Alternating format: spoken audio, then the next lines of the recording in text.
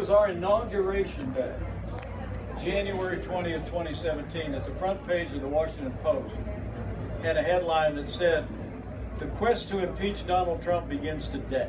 I mean, there was not only not a honeymoon at the beginning of our administration, they were going after with this absurd Russia hoax stuff from even before we were inaugurated. And then 2.5 years later, now the Durham report comes out and reconfirms that investigation by the FBI should never even been commenced, because this was based on a opposition research politics. So yeah, I look, the president can defend himself, and you know, he usually can give as good as he gets.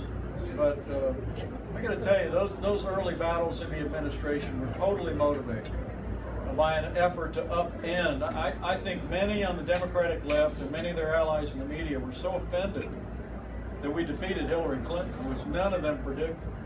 I predicted it. I knew we were going to win. Well, I did. You can go look it up. Go look on YouTube. I was on Meet the Press about a week before the election, and old Chuck Todd, you know, Chuck Todd looked at me and he looked at me, and this was a week that Hillary Clinton was announcing cabinet appointment, okay? And the polls, there were all different types of polls. There were polls that had us losing by a lot, and polls that had us losing by a little. It's true. So he looks at me and he kind of sympathetically, Chuck Todd on Meet the Press says, "So what do you think is going to happen?" You know, like he was asking, how bad is it going to be? And I just looked at him, you can check it out. I looked at him and I said, "I think we're going to win." And he went, "Why do you think that?" And I said, "Chuck, I don't know anything about the polls, but I said, I've been out among the American people. You know, if they wanted a big crowd, they sent Trump. If they wanted a little crowd, they'd send me. So I mean, it's all the same people, right?"